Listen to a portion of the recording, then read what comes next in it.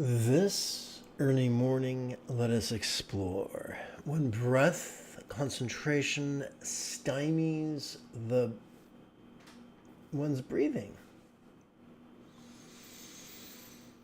This is Lama Jigme Gyatso of the Buddha Joy Meditation School. Welcome to Meditate Like a Jedi.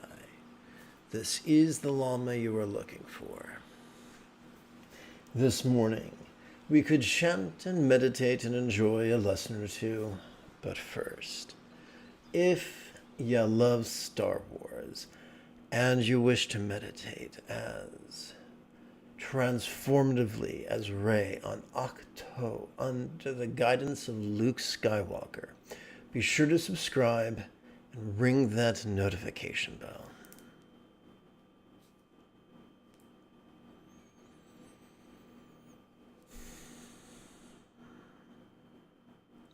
If at any point during this morning's live stream you have a question about Buddhist meditation or philosophy or even chanting, there is no need to be bashful. Simply type your question in great detail in the chat window on the right-hand side of the screen.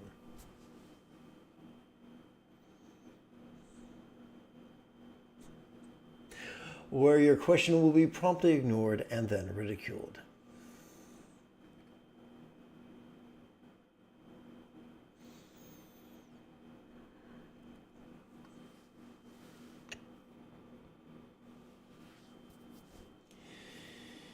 About an hour ago, FernFranz24 explained, can't breathe normally when focusing on breath. Of course not. The key word here is focusing.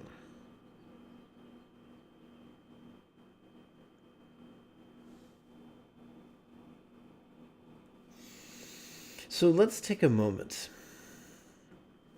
to review some fundamentals. Our practice of meditation must be informed by the 81 poems of the Tao Te Ching. When that happens, we learn that where yang is rigid and controlling, yin is flexible and laid back. Our goal is not to reconcile yang and yin. Our goal is to recognize yang, but always choose yin. Always choose to be kind, cooperative, egalitarian, laid back, loving, and flexible. There is nothing flexible about concentration.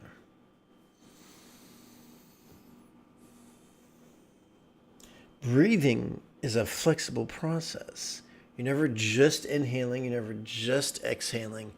It's a fluid process. Second by second, the condition in the lungs are changing. The condition in the intercostal muscles is changing. The condition in the diaphragm is changing. The effect of the diaphragmatic action upon our posture is changing. The effect of the breathing and the muscles and the posture upon our mind is always changing. There is no room for rigidity. Rigidity and fluidity are diametrically opposed. Your job is not to concentrate. Now, what then is your job? I'm glad you asked. Let me jump forward in the text and do my best to show you. So I'm going to tap button 9 real quick.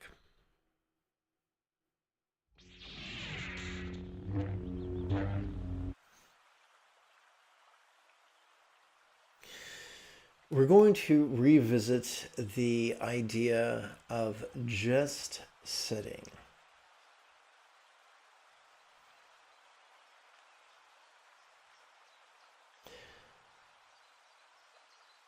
You want to sit tall in a supportive posture, so there's no slouching.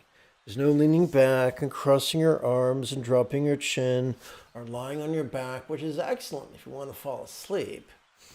You want to sit in a sustainable posture. No impossible pretzel-like full lotus malarkey unless you've been training in yoga for 10 years or you're 3.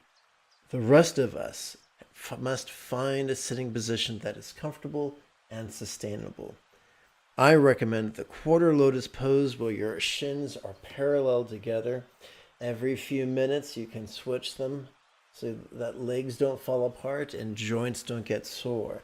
Ignore the people who tell you to ignore pain. We evolve the ability to perceive pain, to prevent injury, and to ensure survival. We ignore our body's messages at our peril. So cooperate with your body. It's in motion, just like your breath is. With each inhalation, breathe from your diaphragm, distend your diaphragm, which actually is an act of flexing your diaphragm. So you flex your diaphragm into a distended position as you breathe in, ironically, while sitting as tall as you can. During your exhalation, you relax. And if that's all you can do, that's fine. If that's all you can do for 5 minutes every 12 hours, fine. That's great. Start where you are at. Every smartphone has a timer. Use it. If you can only start off with 5 minutes twice a day or a week, that's great. I guarantee if you do that, within a week or 2, you'll be ready for 10 minutes. And that's fine. Now, you might say, what do I do when something occurs to me? When I experience a perception of sight or sound or scent or flavor or sensation or the like? What do I do when I experience an emotion, an intention, a thought, a memory, or an imagining? Well, at the very least, you could ask, you can recite, notice this, relaxing. And for those few moments that experience is present, you just notice it. You don't concentrate on it, because remember, concentration is rigid. But you notice it, understanding that 100 things are going on at the same time, often in the background, sometimes in the foreground. It's not your job to stop your mind. It's your job to chain the members of the performers of a 3-ring circus to a prison cell.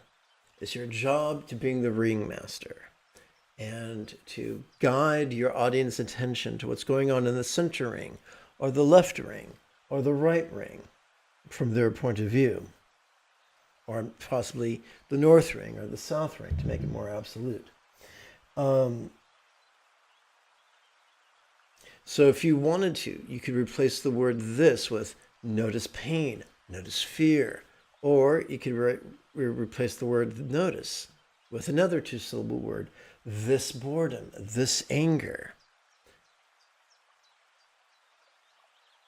Notice what's showing up. It might show up for a second. It might show up for 10 minutes. Our job is simple. As we breathe in, notice it, because you're noticing it anyway, so might as well cooperate with your present moment experience. We are already wired by an evolution to notice in harmony with our sympathetic nervous system during every inhalation. We also evolved to physically relax and mentally release in harmony with our parasympathetic nervous system during each exhalation. These are already occurring involuntarily. If we're clever, we will take these involuntary processes and own them. So when something crappy comes up or something desirable comes up, notice it, be honest with what you're experiencing, and then relax, because that's part of your honest experience as well. And don't be afraid to circle back to just sitting tall and allow your tall sitting to be powered by your diaphragm, and you're relaxing.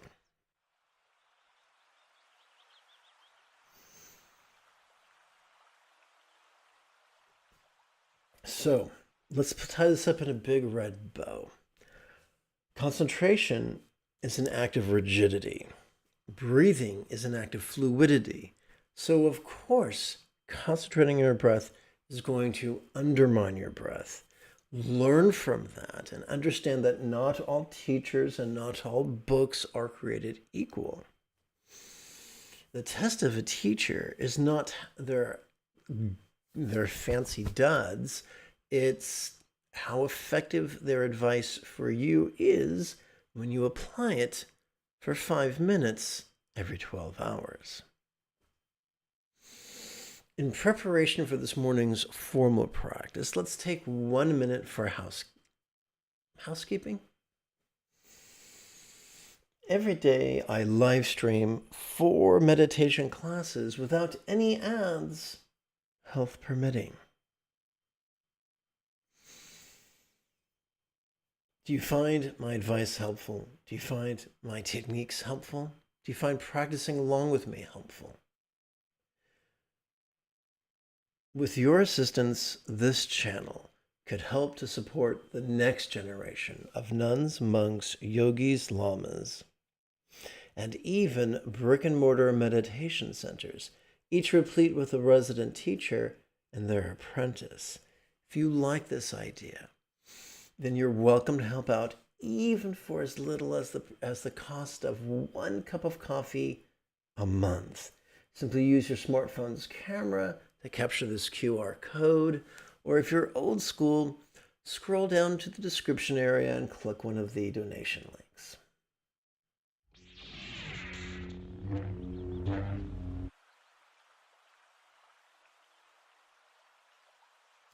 Whoops, I gotta find the right text. Here we go.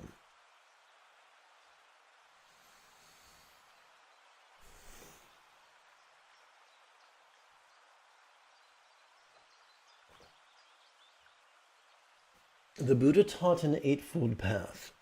The first fold of the path is the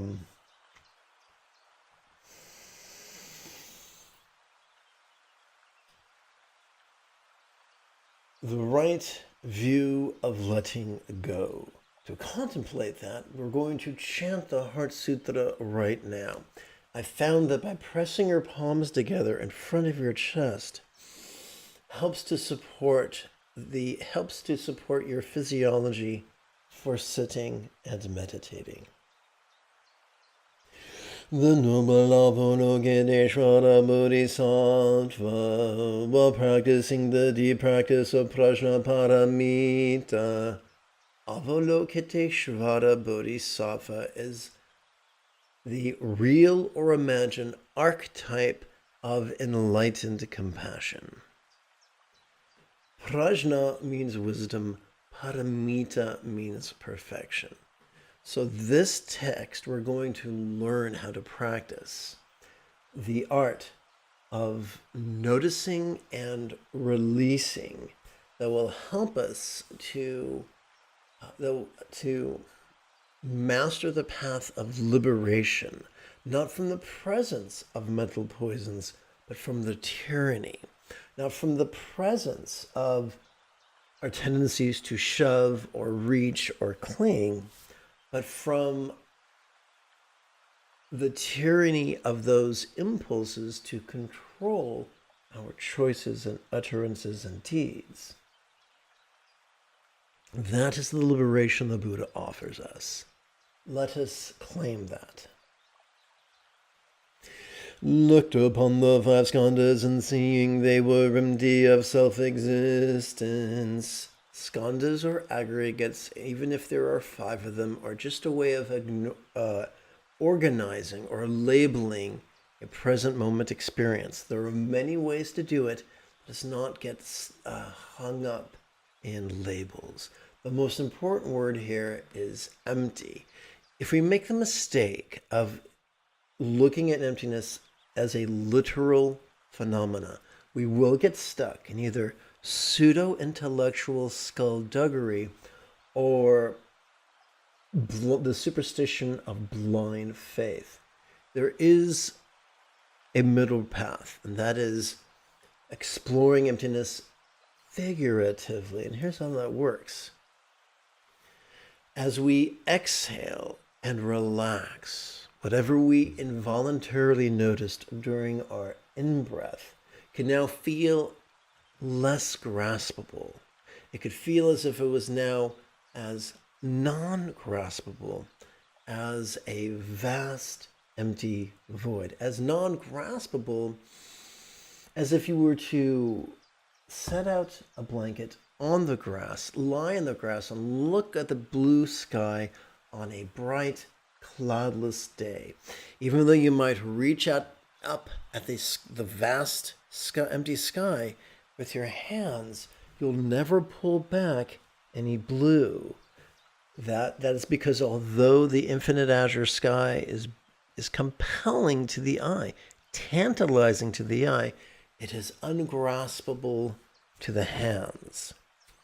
So that is what we mean by empty. We mean it's as non-graspable as a vast, empty expanse.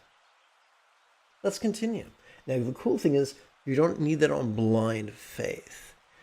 If you just notice what goes on in your body and mind when you breathe in and when you breathe out, you'll notice there is noticing and then there is releasing. These things are wired into our autonomic nervous system due to evolution. What we're doing in meditation is aligning our intention and our observation with our factory installed programming. It's as simple as that. Let's continue. And chant. Sat Hishari Pudra form is emptiness, emptiness is form. Emptiness is not separate from form, form is not separate from emptiness. Whatever is form is emptiness, whatever is emptiness is form. We don't have to believe in emptiness. We don't have to understand emptiness. All we do is experience the natural sensations in our mind and body. When we inhale and when we exhale, then noticing and releasing will actually take care of themselves. The same holds for sensation and perception, memory and consciousness. Whatever you can throw a stick at is subject to the noticing and relaxation latent within each inhalation and exhalation. Hishari Budra Dharmasari found by emptiness, not by birth or distraction, purity or defilement, completeness or deficiency. We can get lost in minutia, and being a master of minutia will not make us peaceful, will not make us happy, will not make us loving. Therefore, Shari Budra in emptiness, there is no form, no sensation, no perception, no memory, and no consciousness. Every word in these two couplets we have read before in the last several minutes, except for this word right here. So, or we're saying that no form exists, or are we saying that there is no form that once noticed cannot be released in harmony with our breathing? That's what we're saying. Now, you're going to say that's clunky. Welcome to ancient syntax. It's clunky. No eye, no ear, no nose, no tongue, no body, and no mind. No shape, no sound, no smell, no taste, no feeling, and no thought. No element of perceptions from my to conceptual consciousness. There is nothing you can notice that you cannot release in harmony with your inhalation and exhalation. No causal link from consciousness to old age and death. No end of causal link from consciousness to old age and death. No suffering, no source, no relief, no path. No knowledge, no attainment, and no non-attainment. What's that? You've been practicing meditation for 3 days and you're still not a Buddha? You feel frustrated? Well, there's no frustration that you cannot notice in harmony with your in-breath. And there is no frustration that you cannot release in harmony with your breath, with your exhalation. That's the word I'm looking for. Let's continue. The Fashare Bundara Vedara Demon Bodhisattvas take refuge in Prajnaparamita and live without the wall of the mind. Take 2 walls, put it together, you get a corner. Take 6 walls, arrange them at 90-degree angles, and you have a cube or a prison cell. Who can forget the first Matrix movie, when Lawrence Fishburne's character says to Keanu's characters, "You are a prisoner, Neo. You are a slave." And he mentions the phrase, "a prison of your mind." A prison of our mind is comprised of walls. We transcend those walls by noticing them and relaxing them. That doesn't make them go away, but it helps us to cope with their cope with their presence and transcend not their presence, but their tyranny.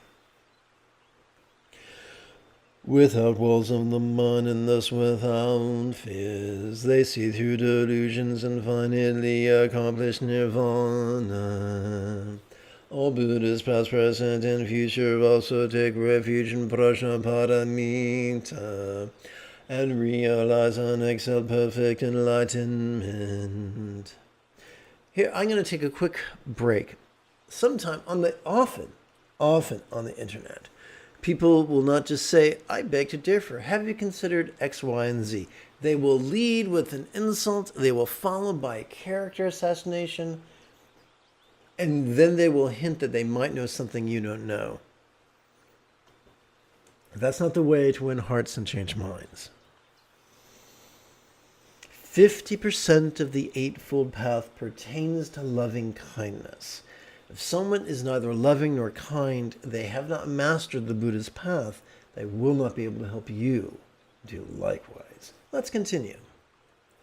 You should therefore know the great mantra of Prajnaparamita, the great mantra of great magic, the unexcelled mantra, the mantra equal to the unequal, which heals all suffering and is true, non-false.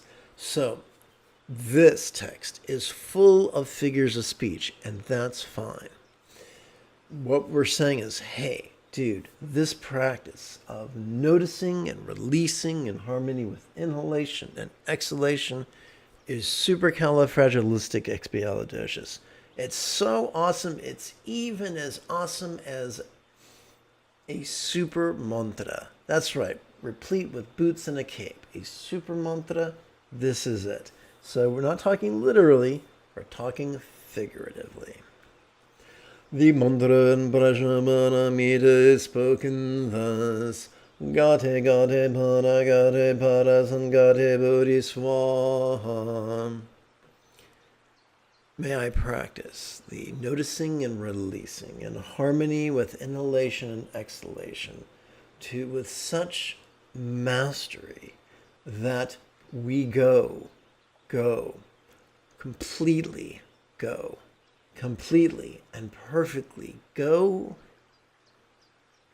to the mastery of the Eightfold Path, wherein we practice the Buddha's teachings spontaneously, habitually, easily, and effectively. It doesn't have to take forever. You can do it in less than a year while working a full-time job and having a partner and even pets.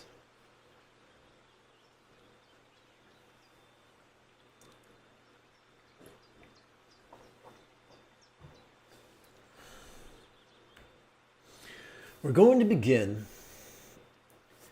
with just sitting.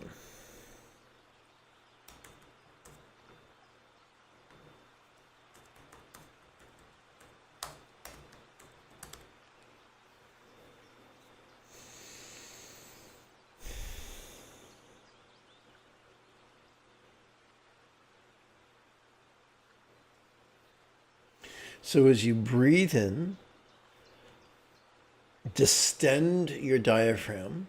As you breathe out, relax your diaphragm. As you breathe in, sit tall. As you breathe out, relax.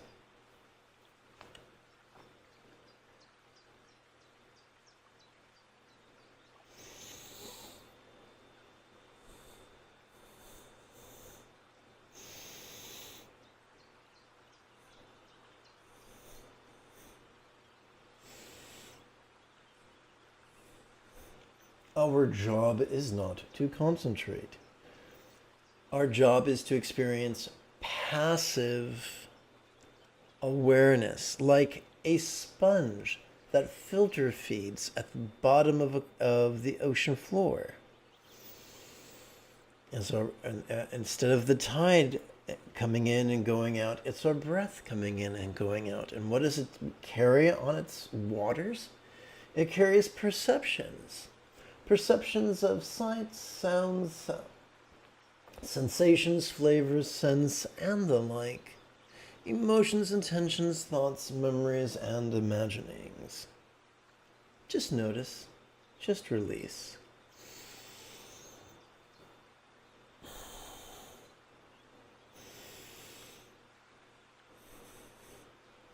If you are somewhat relaxed as you distend your diaphragm with your in-breath, it'll create a momentum that makes it easier to sit up tall.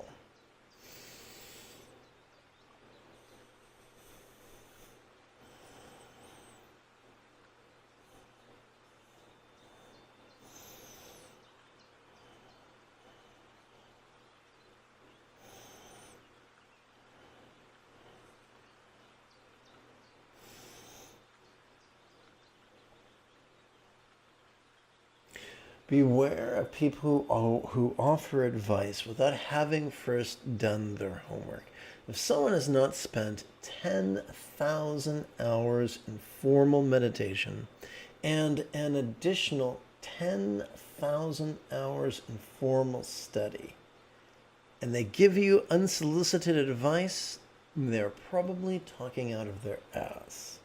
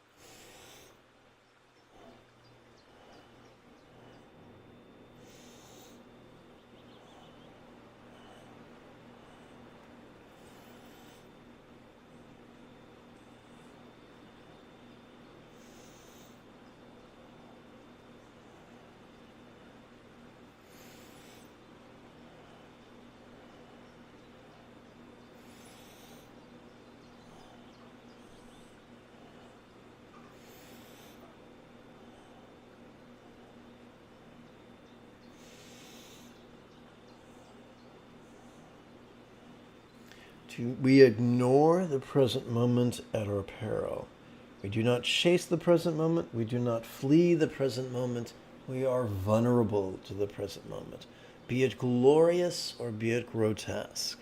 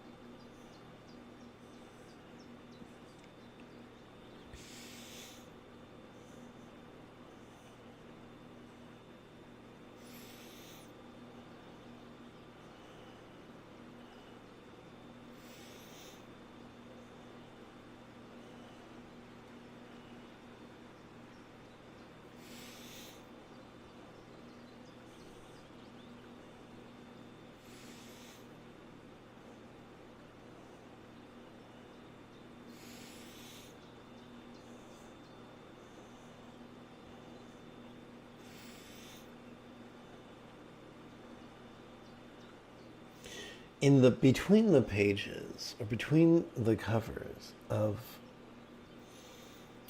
Zen Mind, Beginner's Mind, Suzuki Roshi taught to breathe from the diaphragm.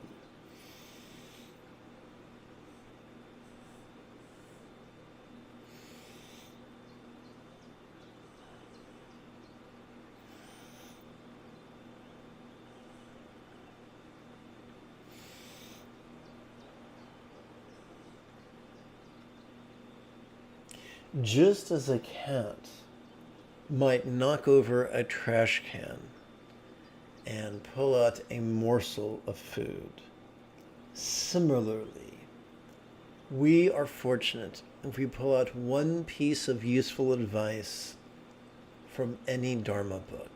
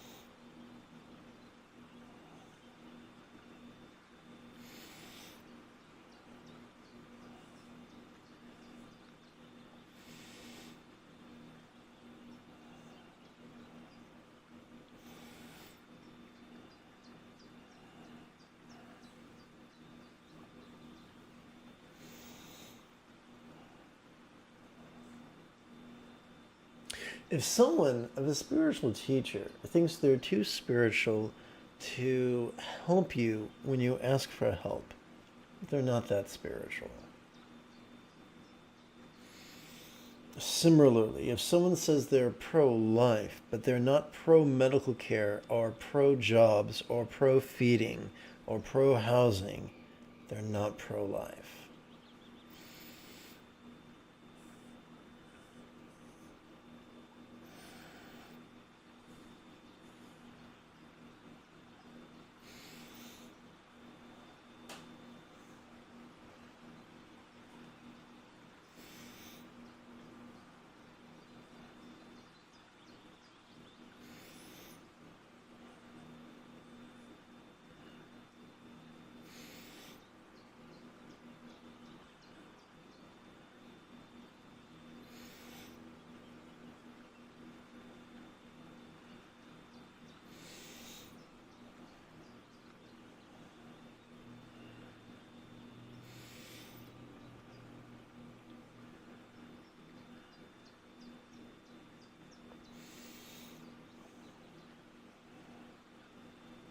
Our job is not to be aloof. Our job is to be vulnerable and authentic.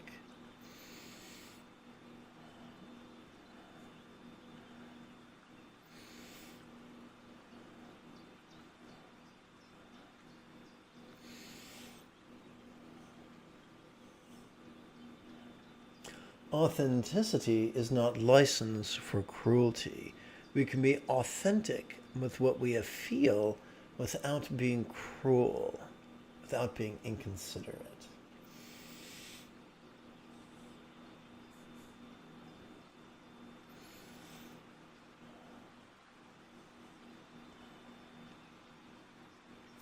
I've known the quasi-spiritual who go through life as of riding an emotional swing from cowardice and terror to hubris and arrogance. Find the middle point. Live from there.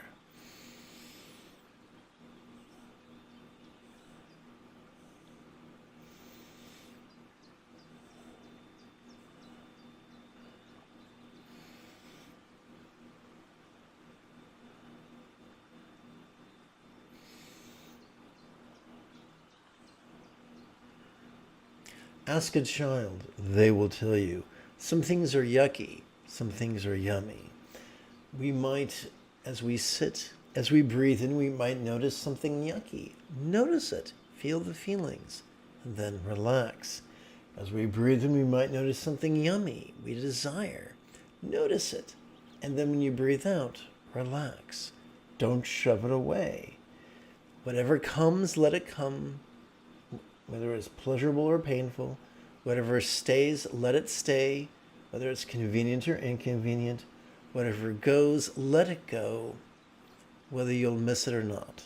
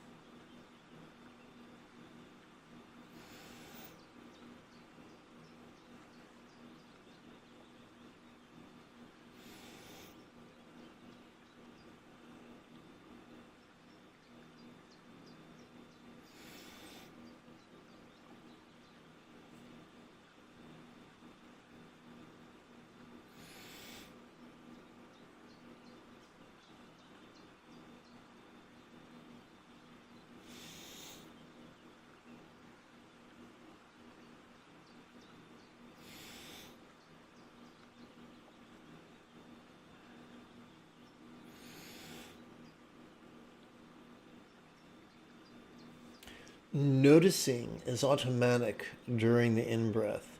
Releasing is automatic during the out-breath. All you got to do is stand back and watch it work.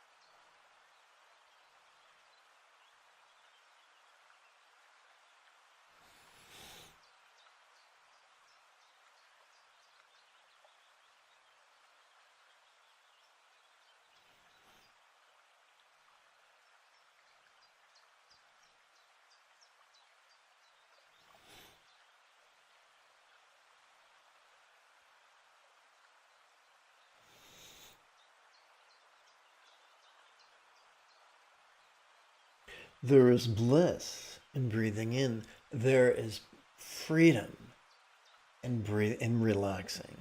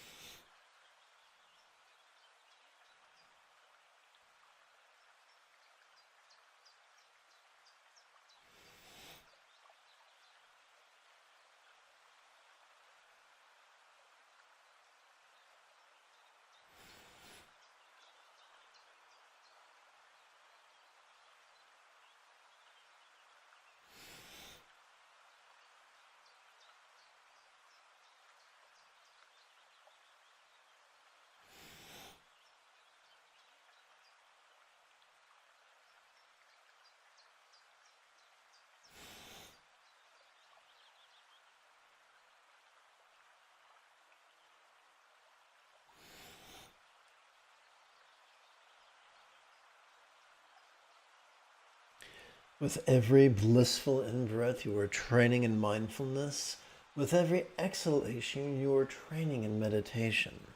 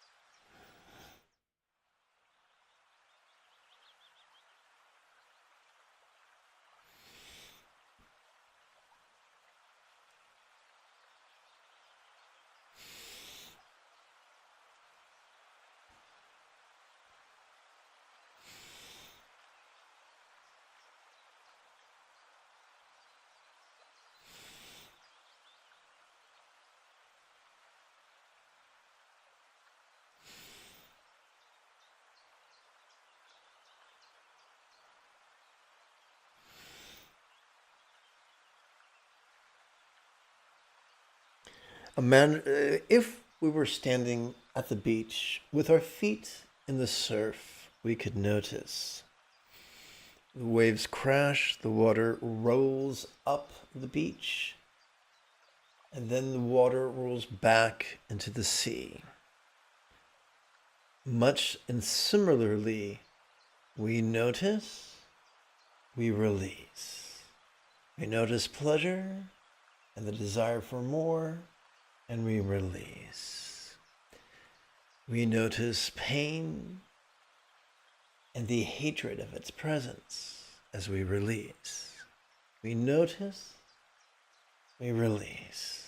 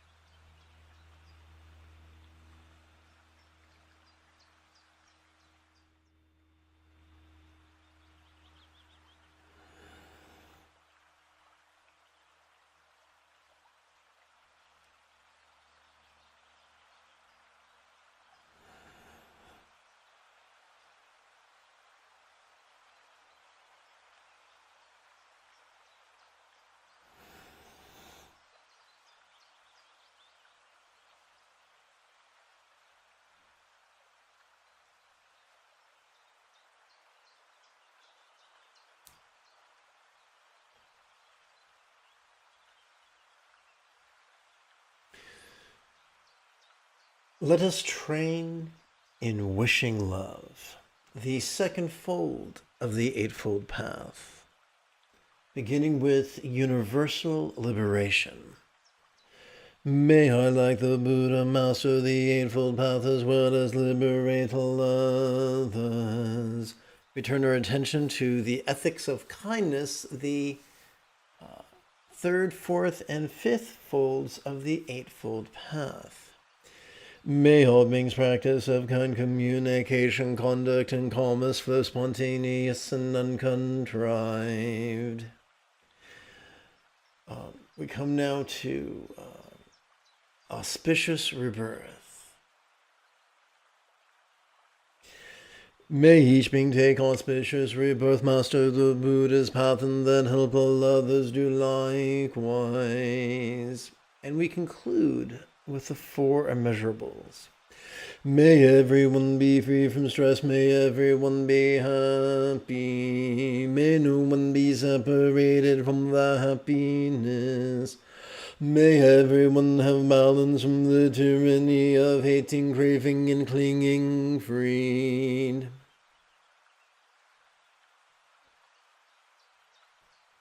If you feel I have earned it, type something in the chat window. Give this live stream a thumbs up and share it on social media.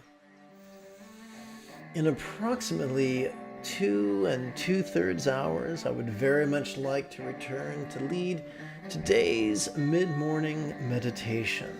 Until then, may you and yours be happy and healthy. And if you are as geeky as me, this is the way.